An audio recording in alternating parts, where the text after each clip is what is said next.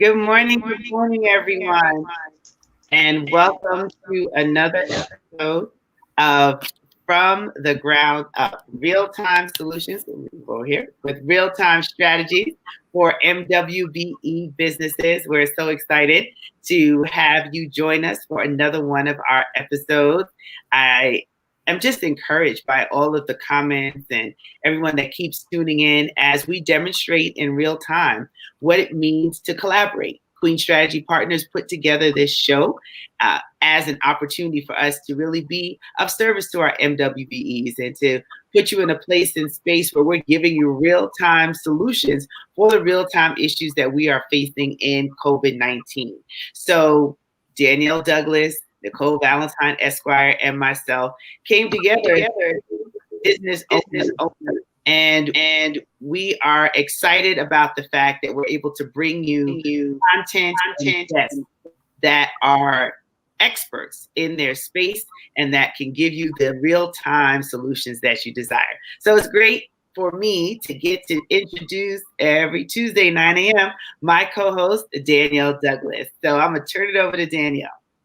Good morning, everyone. As I always say, I know you're probably like, she's going to say it again, but every Tuesday morning, I get excited and re-energized because we continue to bring you great guests with very informative information to take your business to the next level.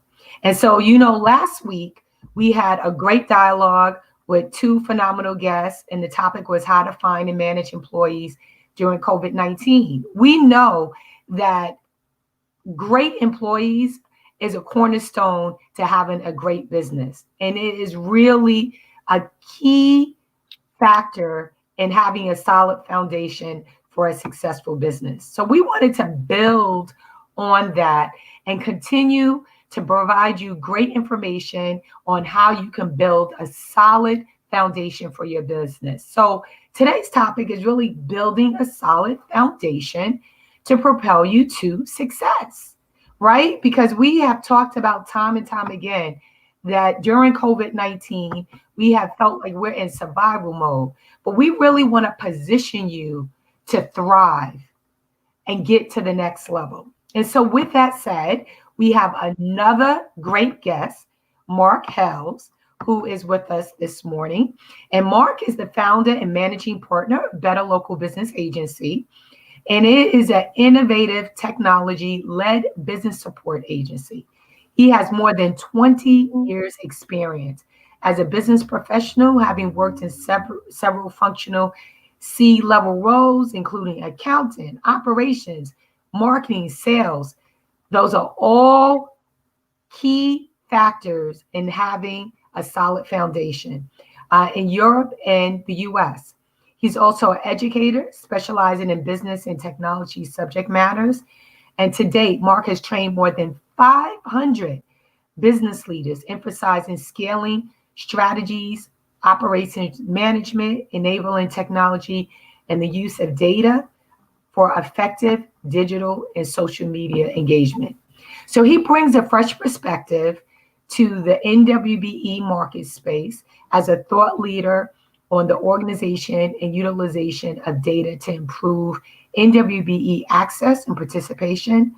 And his goal is to design and build solutions that transform local communities into vibrant economic hubs. So without further ado, we want to introduce you and say hello and give a warm welcome to our guest, Mark Hells. How are you doing this morning, Mark? I am very well, Danielle. Thank you so much for having me this morning. And how are you? I'm doing well. I'm doing well. Okay. Tuesday morning. Thank you so much. Thank you. So and the team too. I was about all the engagement that you've done with MWBEs. What do you find to be like three of their main challenges?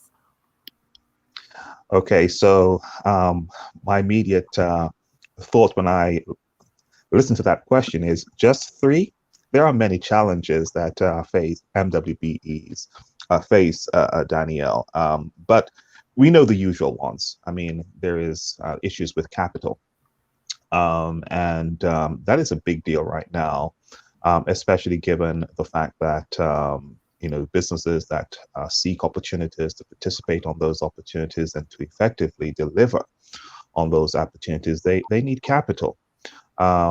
We know, just take the city, for example. The city has a number of programs, the contract financing loan fund, for example, and there's a great deal of emphasis on capital. Um, but the challenge that many businesses face is how do they qualify for these funds? Millions of dollars are available, lots of capital out there, very low cost in terms of interest. But how is it accessed? And I just want to share with you just a couple of things in terms of my observation. As you know, I worked with the city and a number of CDFIs over the last 14 or year and a half or so, working with the contract financing loan fund. And I saw, upfront and personally, if you like, some of the challenges that these businesses face. And one of the big areas, sorry? I'm sorry to cut you. Can you share with the guests before you move forward what's a contract financing loan? They may not even be familiar with that as a loan product. So the city, through SBS, Department of Small Business Services, they have a program to support companies that have a contract with a city agency or with New York City EDC. And in fact, this fund enables businesses to borrow up to $1 million at 3% APR, which is extremely low. And I believe during the pandemic, the interest rate was even as low as 0%, to really encourage more businesses to find the capital that they need. And so it's available. If you have a contract with a city, if you don't know about it, certainly do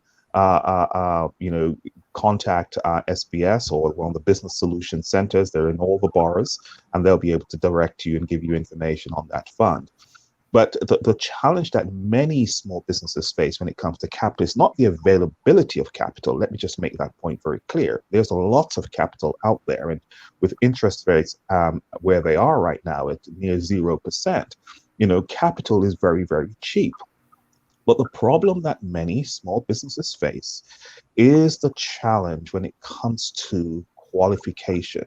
The eligibility criteria that applies to capital is, in many cases, a very significant hurdle. Here are some of the challenges. What is your credit score?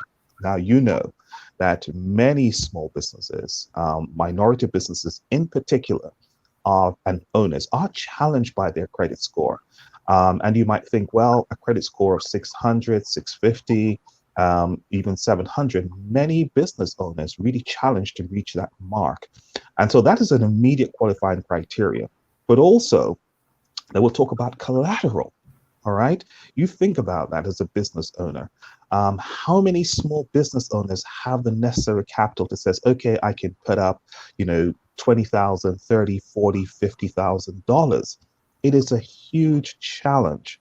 And so whilst there is capital out there, Danielle, whilst there's capital, the question is the eligibility and how you're able to scale that hurdle. Now, I do know that there are ways in which the city is providing support with that. There are ways in which you can improve capital. I know that a number of the CDFIs, when I say CDFIs, I'm talking about community development financial institutions that are out there that can really assist and help businesses access the capital the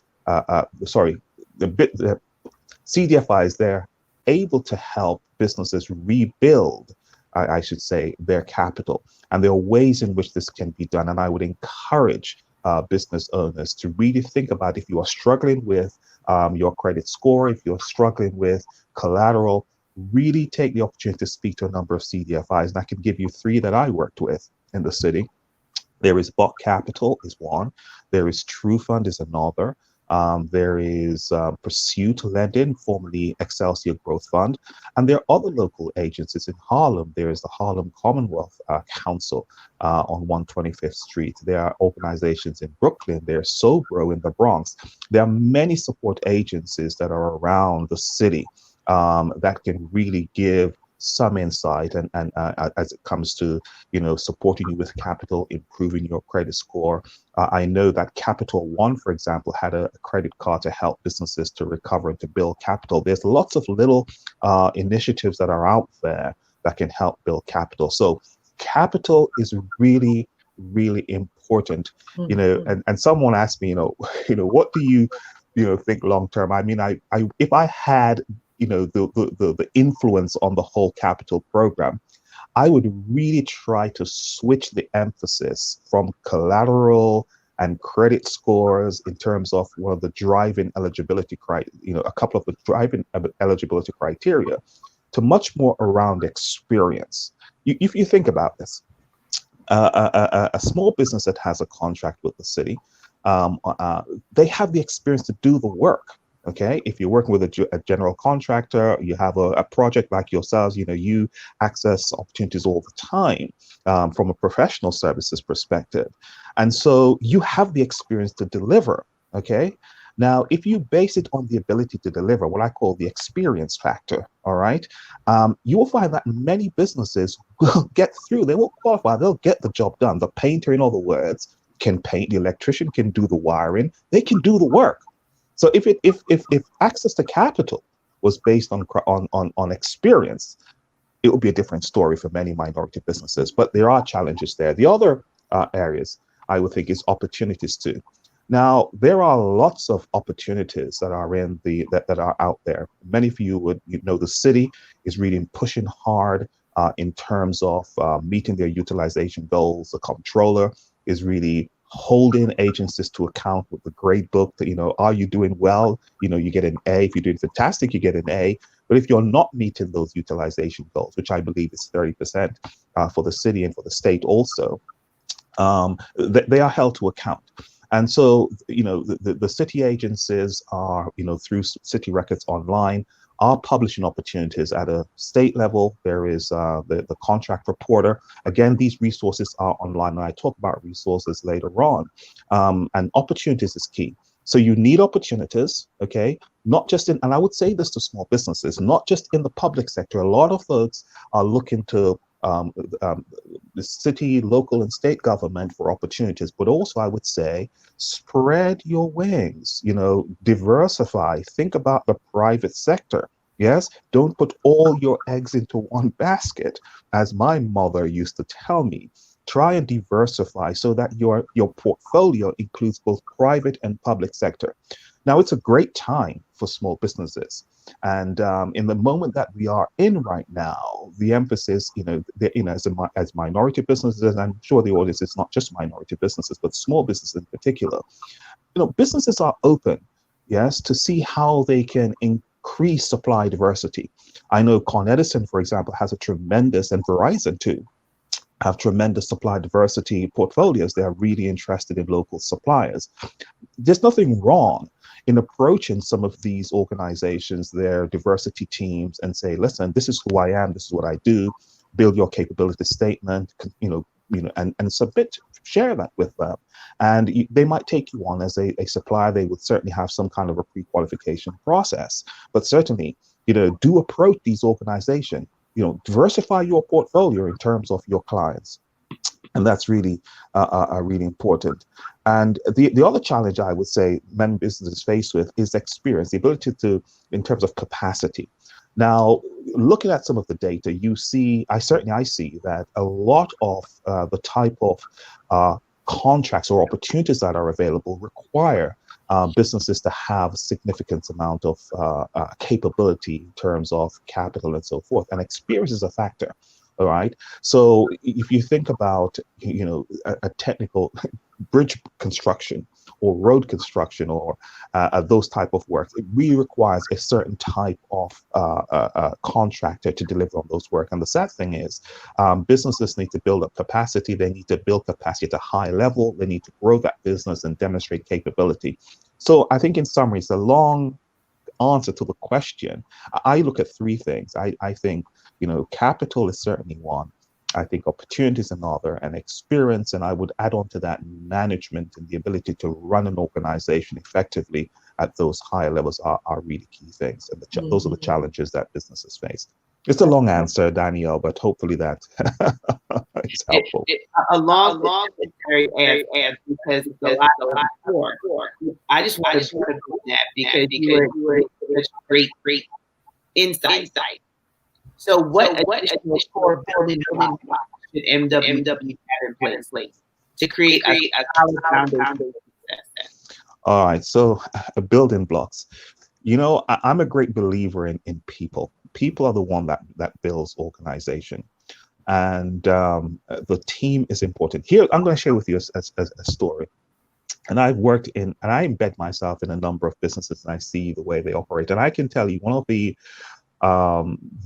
standout criteria for me are those that have good people in place and good leadership, good management. All right, that's a fundamental building block. All right, attention to detail. I'm a son of the island of Jamaica, right? And where I come from, it's an attitude, no problems, man. All right, you kind of get it done when you get it done, and you turn up when you turn up, right? But let me say this: discipline is really important. Being on time, attention to detail, studying the numbers, understanding your business, understanding the trends.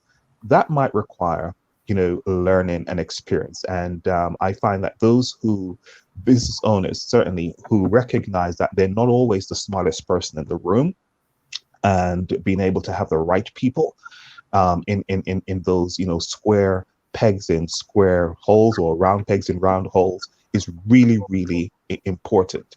And it's a challenge for those who are founders of the business to delegate and to trust and to have people, and not be swayed by the idea of always having family members and relatives in positions where in many cases that they are not really qualified to run those positions. Yes, you have to think about it. And I know cost is a factor, but having the right people, having the right discipline is important. One has to think about, having the right culture within your organization. I'm talking about organization a lot here because it really matters to me, right? And also, I think having the right systems and processes. If you look at any large organization, the ability to do the things consistently and persistently in the right order, and have a commitment to improving a process and improving how you do things. And that requires you to be able to review, to be able to be critical, to be able to take feedback and say, you know what, you're not doing that right, and how do we make it better, is really, really valuable and important. So having the systems in place to make that happen is and the processes, in fact, and having those processes being reviewed on a regular basis is important. But let me just finish off with, in terms of a building block. We're living in the 21st century. COVID-19 has taught everyone a very important lesson. And I would say a critical building block today is the use and the application of technology. Businesses need to understand that it doesn't really matter what industry you're in. We're seeing today that if you're a restaurant, you need to be able to have the ability to take payments online and process those without customers in store. If you are, a contracted business now, the city is moving to a digital platform with all the documentation flows and so forth. Well overdue, I would say. All right. So the way in which businesses today engages each other, engages in terms of other small businesses and customers and suppliers and so forth, and the way you engage large businesses more particularly, if you're a subcontractor, you need to think about how your business is structured, how you're applying technology, how you're using technology on a regular basis. And if you are not savvy, there are lots of training out there that can help you with that. So having the right people, having the right discipline, and having also cash flow in your business. And I'll just finish on that point. A lot of businesses live paycheck to paycheck, very much so. They live domestically, right? And I've seen so many businesses 5, 10, 15, 20 years, and they have very little equity in their businesses, right? Because they've simply not quoted correctly. They don't build in profitability. They don't build reserves in their business. And so that business never grows. And you're living by project to project. Okay. And it's great. It's an income for a year. It's $100,000, $200,000. But most of that money, it's a lifestyle.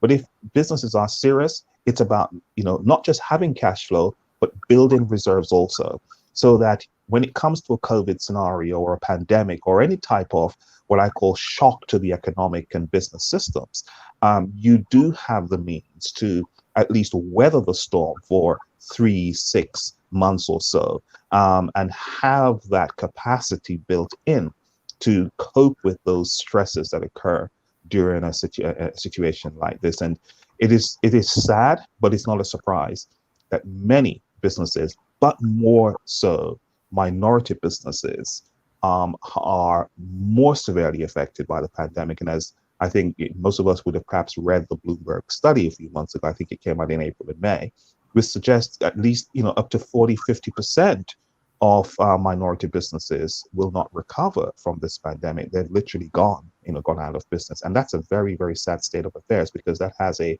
knock-on effect economically, in terms of underserved communities, in terms of jobs, increased unemployment rates, and the social and economic problems, all of that bring in a multiplying way. So we have to build strong, somebody said build back better. We need to build our business back better as we move forward. Okay. So absolutely. I just wanted to say, as the daughter of the island of Jamaica, I understand how we are able to find those people, which is really important. A lot of good points. I hope everyone's taking notes and sharing that out. And just really, there's so many points that you shared that I'll build on, but I'm gonna let Danielle jump in and add another question to our conversation, because this is some rich dialogue for a good foundation. So I just wanted to touch upon, and it's like, it's divine order that you circle back to cash flow, because when you talked about capital, cash flow was not really addressed. And so I say that because when you talked about a criteria for minority business enterprises getting access to capital, cash flow wasn't one of those factors, but that's a critical factor even when we talk about access to capital. So how do you integrate that? What you said, now obviously building wealth is very important. So you should have reserves and think about that, and profits is critically important. Like you said, when we have a situation when we're dealing with COVID-19, but again, as we circle back with access to capital, cash flow is critically important as well. So that's a question about cash flow, right? But I'm saying, right. But okay. So as it relates to the capacity, because you did not mention that as a criteria in your opinion in regards to access to capital. So cash flow, cash flow and capital, there's a distinction between the two. As you need capital initially, if you are starting a business, number one, or if you're thinking about working capital to support a contract or a project that you're working on. But when I teach businesses, I talk about, the importance of working capital, and many businesses don't necessarily grasp the connectivity between, your accounts receivable, for example, what we call current assets, and your current liabilities. And there's a direct, and if you think about businesses that says, Mark, we are selling a lot, yes, we are making a lot of sales, or my business actually grew last year and we were at 250,000, we're now at 700,000, but we're not making any more money. As there's a common problem. When you look at your working capital, here's the thing: you are doing a lot of work, yes, you are invoicing customers. Customers are not paying you. Yeah, but you have short-term liabilities, you have suppliers that you have to pay, and they're on net 30 days and all this, and so on. You've got to pay those. More importantly, you've got payroll to meet every 2 weeks, right? Your cash is being eaten up, and it's there's a lag between receiving funds and paying out funds.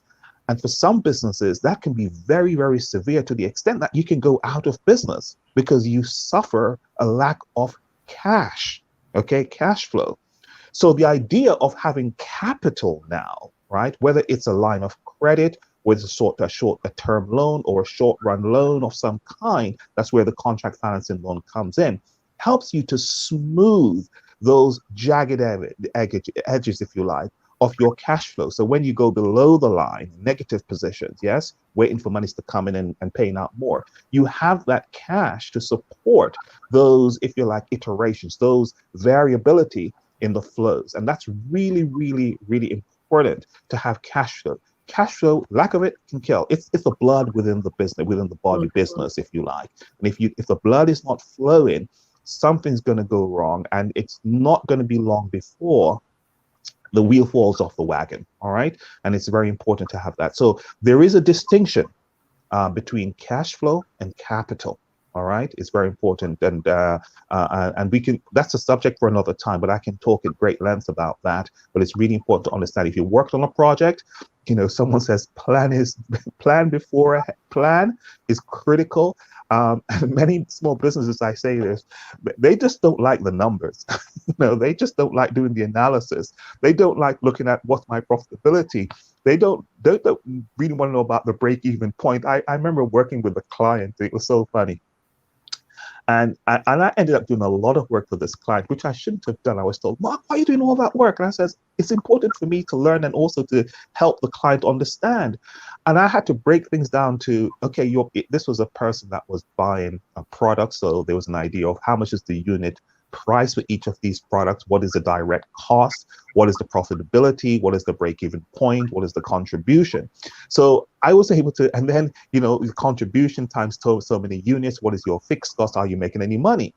And was able to lay this out for the individual and to say, well, this is how much money you are actually going to make when you absorb all the cost into this, all right? Your fixed cost and your indirect cost. And I'm talking cost in here for a while because this is the type of language that business really need to understand. Successful businesses know this language inside out. It's not enough, guys, to say, I know how to paint, I know how to run the wiring, but, how are you costing out a project, a short run or a long run project? How are you costing that out? How much profits are you making? And that leads directly in terms of a thread to the point that many small businesses don't have profitability because they're not costing out their jobs effectively. All right. So capital, cash flow, they're all connected, Danielle. All right. Very well connected. And businesses need to understand that. It's an educational problem at one level. Yes.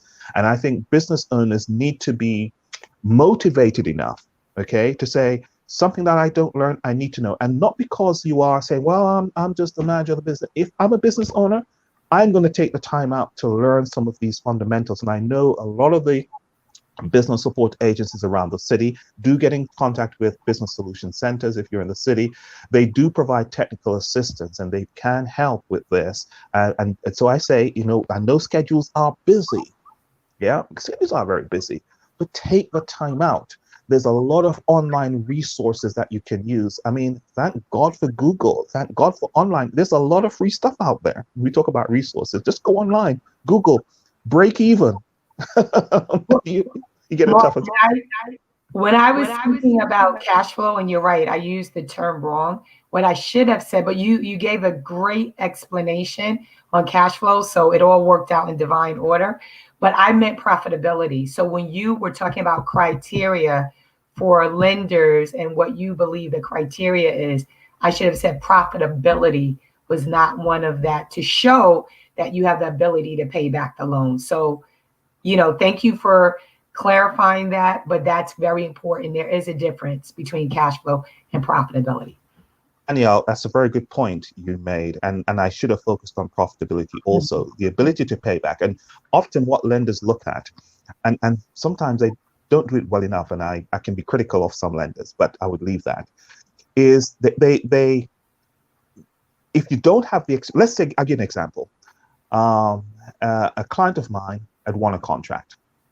It was for, I think this was for $500,000, and it was a contract with one of the agencies to supply, again, some goods. So it's a purchase order agreement to supply, and we kind of knew what the order stream would look like over a 12-month period. There was experience in terms of lending, but here's the problem that she had. There was no prior experience in terms of the business, so the business was new. But the person had a lot of real life world experience in terms of her previous role. And and so when the underwriters or the the council looked at this and said, well, you have no previous track record. What's the profitability? There's no profitability in the company. It's a new company. But I can see the cash flows that are going to flow from this, from day one, what it looks like. We can map it out over 12 months, what this looks like.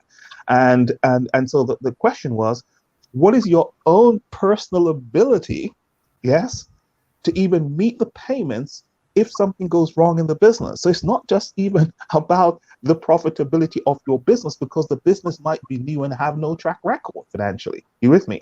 So, and that this goes back to the first point, right, about access to capital. So it now falls back on you, and it falls back on collateral. Do you have any other sources of income, is often the question asked, that you can make the repayments on this loan if we provided it to you? So you're in a catch-22 straight away, right? Because you can see that this contract is profitable. You can see it's available. You can do it, right?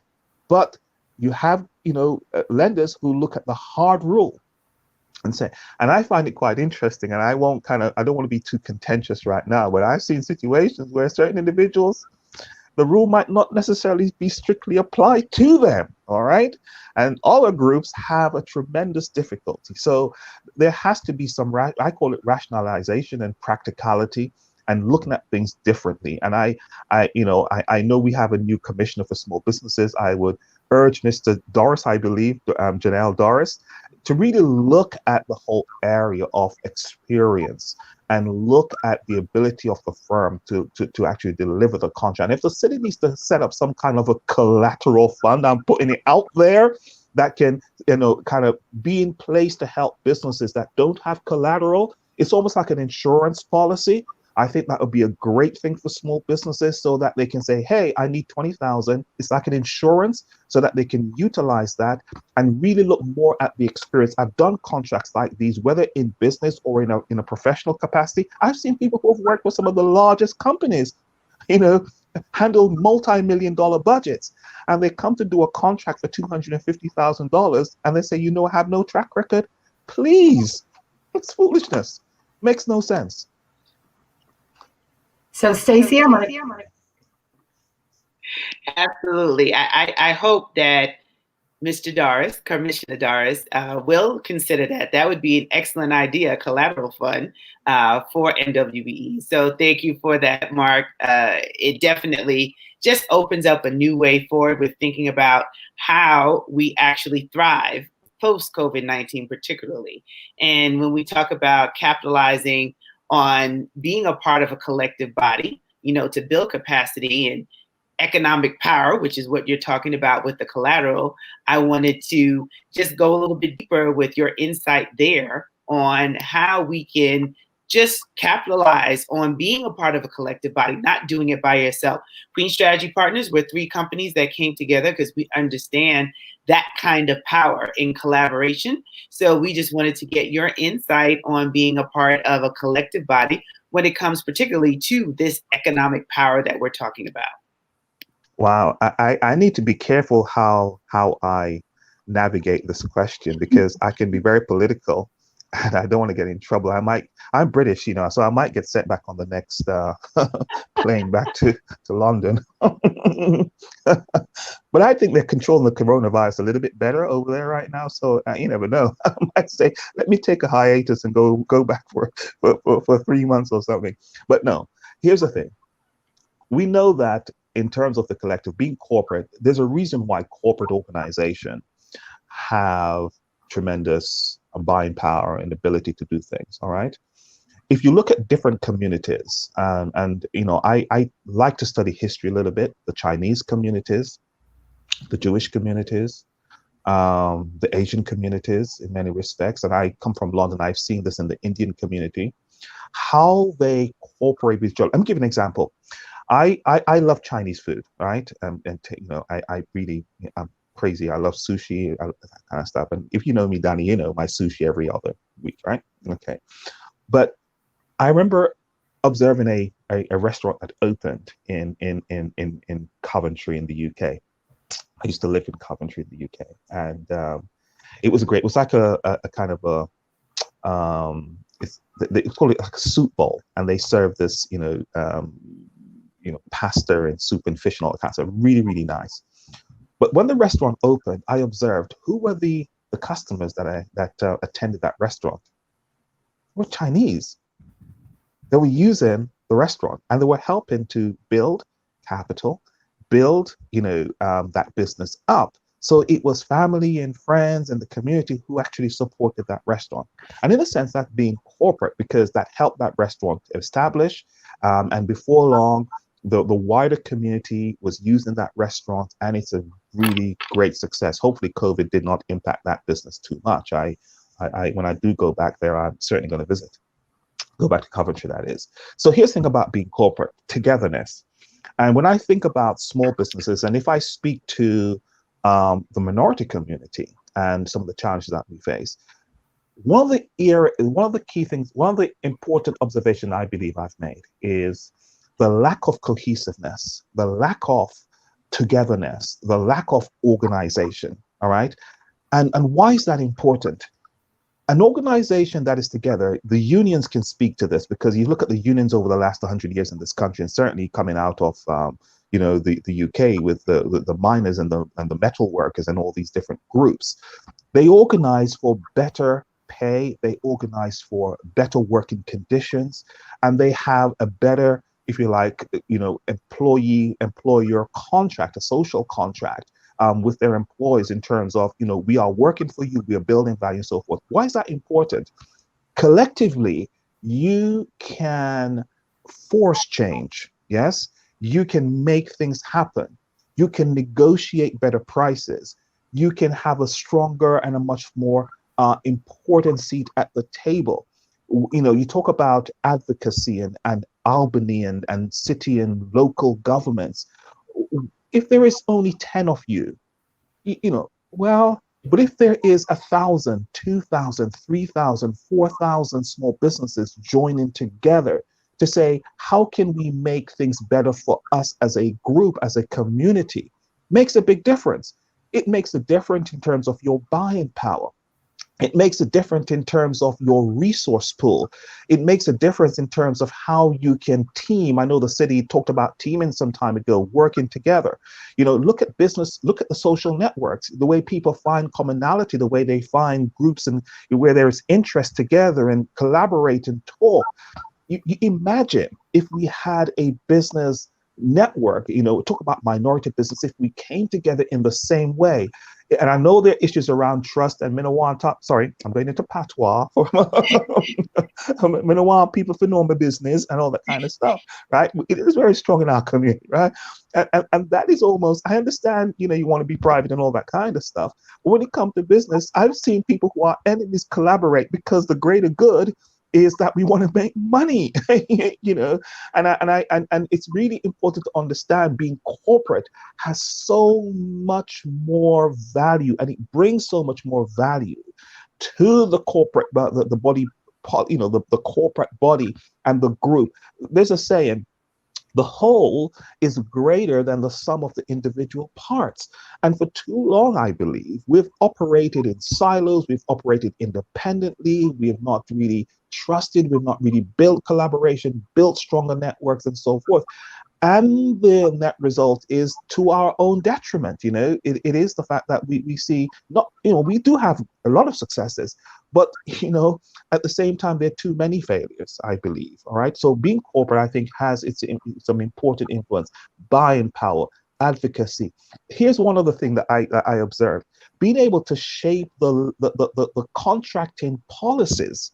Right? Do you know that? You think about that for a moment. If you read some of the contracts that are out there for businesses, even when it comes to MWBE utilization, read the contracts. I mean, I've looked at some of these, and it's crazy. I mean, that same example I gave of the person who was buying, goods for one of the city agency, I looked at the contract, and it required that a business to hold, listen to this, something like $250,000 worth of stock. It was complete and utter nonsense. It was a barrier to entry, because what it meant was if you were any ordinary business, you could not, and we had to be clever in the way we did this, but it was a complete nonsense. And when you looked at that contract on its face, you realize that it excluded certain type of businesses. So being able to be corporate, you can influence how some of these contracts are even drafted. And that's another big criteria, because guess what? An agency can say, well, the contract says you need to have $250,000 worth of stock, carrying stock. Let me have a look at the warehouse. And, I'm sorry, but you can't deliver on this contract. And I've seen situations where that actually stopped, or it almost stopped individuals move forward. So, being corporate is able to change some of those things. We have a pool of resources. We can change policies. It improves our buying power. Oh my God, buying power. Just think about that for a moment. Think about that for a moment. They talk about group purchasing organization in businesses, and someone like a Ford Motor Vehicles, they can, attract tremendous discount in terms of pricing. Most of our small businesses, they go down to Home Depot, yeah, and places like that. It is Home Depot, right? There is a Home Depot. and you can influence some of those guys in terms of prices. But imagine if you went to Home Depot and said, you know what, we have a membership base of 100,000 or 500,000 people. Imagine being able to sit in the room with Home Depot and says, now, what's the best price for lumber? You with me? What's the best price? When I came here last week, it was, let's say for argument, $10 a foot, whatever, I don't know, but $3. But now we are buying not just we're not just buying a quantity of 100, but we want to negotiate prices for a quantity of 500,000 or 1 million. I'm just giving some numbers there to compare. It makes a big difference. You with me? So one of the things that my agency is trying to do is think about how we can organize small and minority businesses to come together in a collective. And I see a day when we can, as a community, I'm going political here, please forgive me, can create our own institutions, can create our own financial institutions, can build our own capital base, can create our own commercial banks, right? It is not beyond us. You think about this for a moment. If you had 1 million businesses and each of those businesses, Mark, let's contribute $10 a month. You think about that. How many of us lose $10 a month, right? Sometimes when you go through the MTA store, we lose $10 a month because you kind of check your card through twice. You just lose it without even thinking, for example. But $10 a month, 1 million, that's $10 million a month, right? That's $120 million a year. What can an organization do with $120 million or $50 million or $25 million? Imagine if you could put half of that into some kind of capital fund. Imagine if you could convince some of these philanthropic organizations and said, help some of our minority businesses. And they say to us, what are you going to put in? I'm going to put in 10 million. Why don't you match that with 10 million? You have 20 million straight away. What can you do with 20 million? I would say to Mr. Doris, why don't I add $20 million to the contract financing loan fund? But let's kind of change the criteria a bit. And we should be able to negotiate some better terms, right? Because we have skin in the game. We don't have skin in the game. So the rules of that game is not shaped by us. All right. And we have to really change the dynamics of this.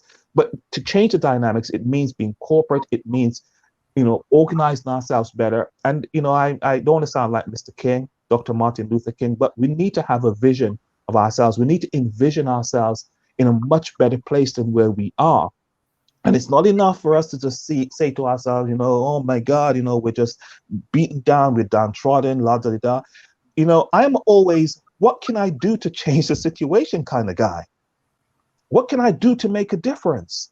Right? And don't tell me 10 million people have tried it before. I haven't tried it yet. You with me? I haven't tried it yet. So Can we jump in? And that is based on what you're saying. And you talked about we're talking about the corporate body of us as minority businesses, and you have this platform. So how do you intend to, with your vision and how you feel about this, to bring minority business owners together to be able to operate as a corporate body, to be able to take advantage of resources, like you talked about Home Depot and being able to reduce, pricing of resources? Sign up, become a member. All right. We want to become a member. And I say member with responsibilities. I have a mission. I want to have 1 million small and minority businesses on our platform by 2022. I call it our Vision 2022. All right. Vision 2022. Once we, and as we build our base, as we build our numbers, a number of things will happen. We want to be able to influence the general contractors, the construction management companies, large corporate organization, and say to them, here's 1 million businesses.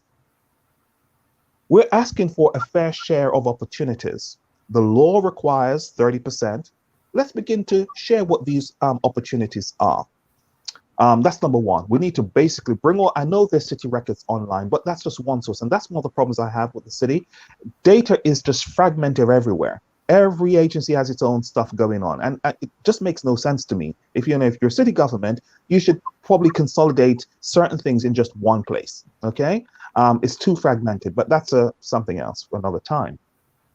But once you have that organization in place, you are able to say, let's bring in opportunities, consolidate them, let's refine them, and let's target those opportunities to where the skill sets are, in terms of organization and their experiences. So make that available and visible so these small businesses can see it and access it in a much more efficient way. That's, I think, the first thing.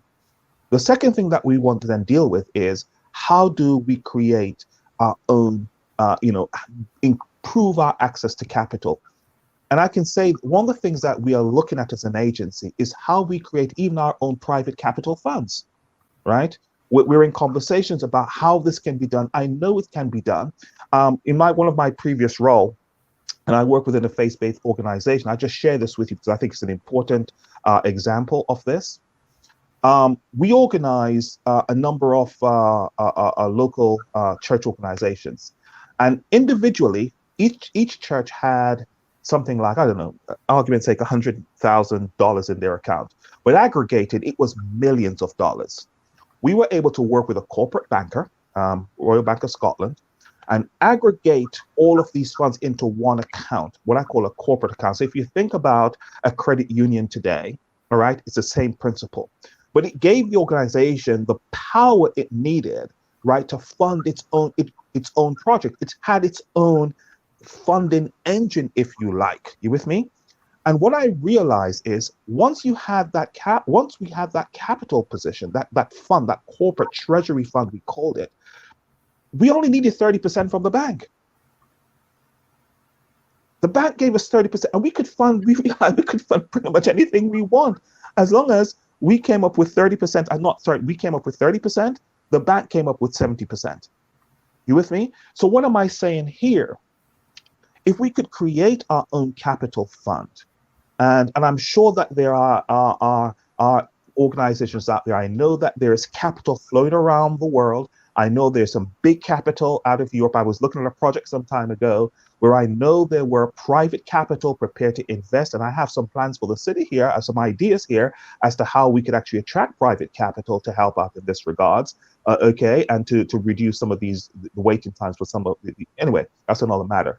But we can create these capital sources, and we can make a difference. And so as an agency, I believe if we can look at this from the private sector, and how can we make this happen? Rather than saying, let me just wait on someone else to do it, can I do it? And I believe we have the knowledge, we have the skill sets, we have the experience. There are a lot of guys who work in banking, a lot of people. I'm speaking with someone right now who knows how this can be done. And as long as we can get we can attract some of this capital, these private capital, we can actually determine the lending criteria for this capital and make some of this happen. So as an agency, coming back to your question, Danielle, I think we're going to make a difference. And first of all, let me slow down, I'm getting very excited here. We can make a difference by one, organizing. The unions did it. I'm not saying we're a union, but you take an example of how the unions organize. Once we've organized, we can actually have a stronger conversation, let's say, with some of these general contractors and others. Says, I want all of your opportunities. I want you to place it on our website because we want our minority companies to be able to see all these things, all these opportunities in one place. They haven't got time to be searching from left, right, and all over the place trying to find out what is going on. I've seen situations. It's so funny. This contractor, MW, minority company said to me, "Mark, there is a project happening next door to me. Why is it that my company can't work on this project?" And the same situation with in Queens with the JFK project, right? You had local businesses who were adamant, we want to participate on this project. It's in our own backyard. Why can't we do that? So being organized will enable us to have a much more forceful word and be upfront and center in some of these decision-making processes. We can influence a lot more. We can exert more pressure, in the right measures and where it is needed most. So for me, our agency, we're not saying we're going to solve the world's problem, but where we can solve some problems, we're certainly going to try and do so. It's a big vision, yes. It's a mountain to climb, yes. But I'm putting on my mountain boots. I'm getting the ropes together, and those who are of a willing mind, let's go do that and let's make that happen. Okay. Well, we definitely hear your passion, and we're excited because of the passion that you have. So, Stacey, you wanted to? Yeah, I just wanted to jump in and just share your agency information. Everyone is hearing you talk so passionately about it. So we've brought it up on the screen so that folks can know how to visit and find out more information on what you have and all the different solutions. You have COVID information, you have services, tax litigation. I mean, I love the bold and really just courageous 1 million goal to have businesses. I mean, that's when you really have power, is when you can pool economic resources and really look at together as one. I mean, that to me just speaks volumes of the work that you're doing, and the sky's the limit. I believe we live under an open heaven. So there's nothing impossible. For me, faith is my grounding. So, God put certain gifts and talents in us so that we can execute and that we can have vision and that we can bring people together. And why this show has been such a resource for so many individuals, because it's giving you a chance to reimagine what we can actually do in real time, how we can work with other people, and how we can position ourselves to be better post what we're seeing, what we're experiencing. It will not last forever. Things will shift and change. So where are you going to be once everything moves? And, we're coming to the top of the show. And I mean, Mark, clearly you could be here all day just giving insight on issue after issue that we can solve in real time. And I really hope our audience has been taking very copious notes on just some of the basics that we can utilize in preparing ourselves for that strong foundation. So I just want you to highlight anything on the site before Danielle closes out our show today that you want everyone to be aware of. You mean on the website? Correct.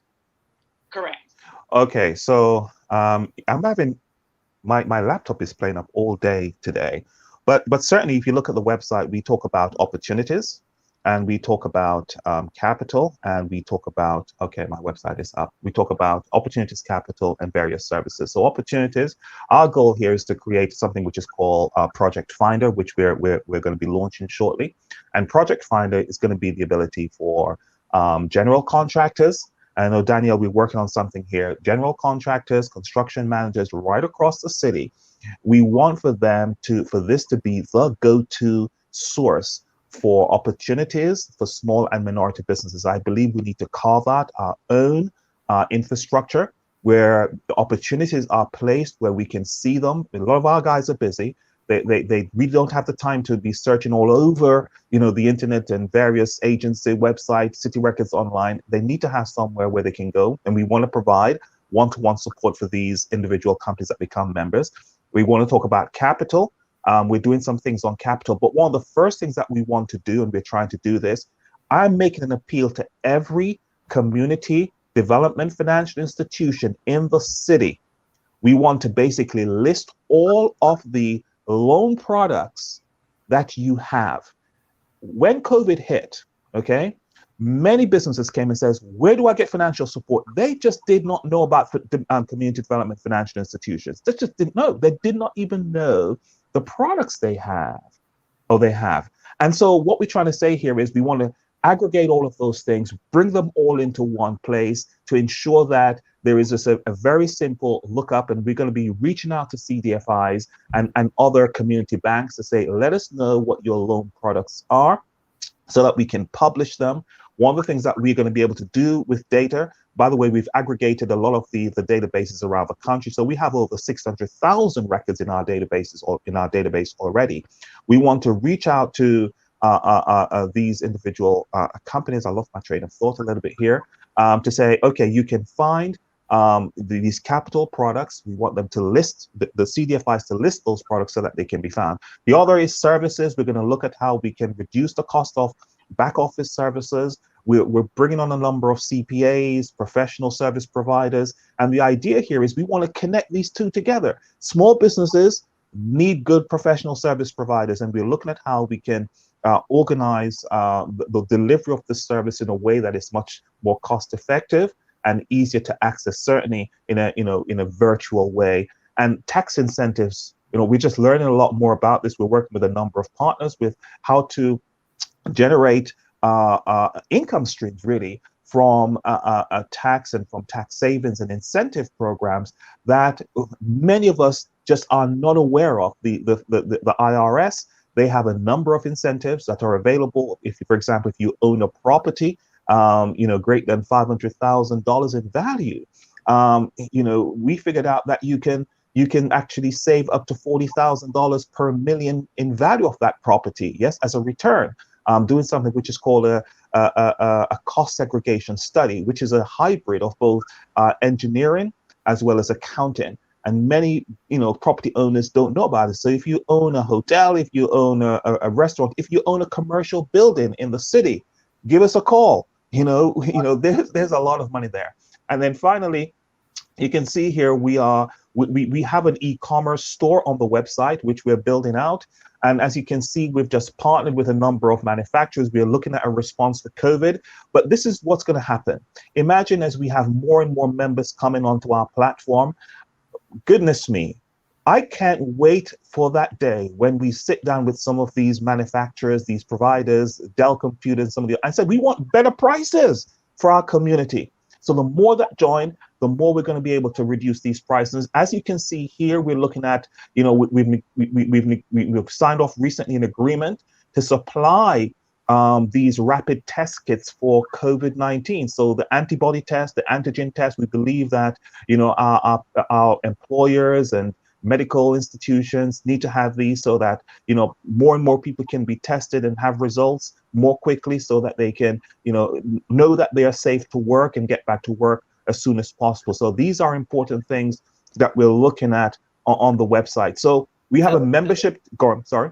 No, I was just going to say, this is a bounty of information, and we're at the top of the show. So I wanted to make sure folks knew how to get to the website as we close out. Mark, you were a phenomenal guest. Danielle is going to wrap us on up today. But I really hope that everybody was able to take notes. We've put the information here on how to go to your website, and we'll be sharing that out more broadly. So we thank you for being a guest. And Danielle, over to you as we close out another impactful show, real-time issues and solutions for our MWBEs from the ground up. And we look forward to, Mark, your continued vision and how that plays out in helping our communities and businesses to grow. Thank you. It's been a pleasure being here today. Thank you, Stacey and Danielle. Thank you, Mark, and thank you, Stacey, as well. Again, as Stacey said, I hope that you got a lot of information. But as I always say, if you don't apply the knowledge rightly, then it's for naught. So it was a lot. Mark threw a lot at you. As Stacey said, I hope you took notes.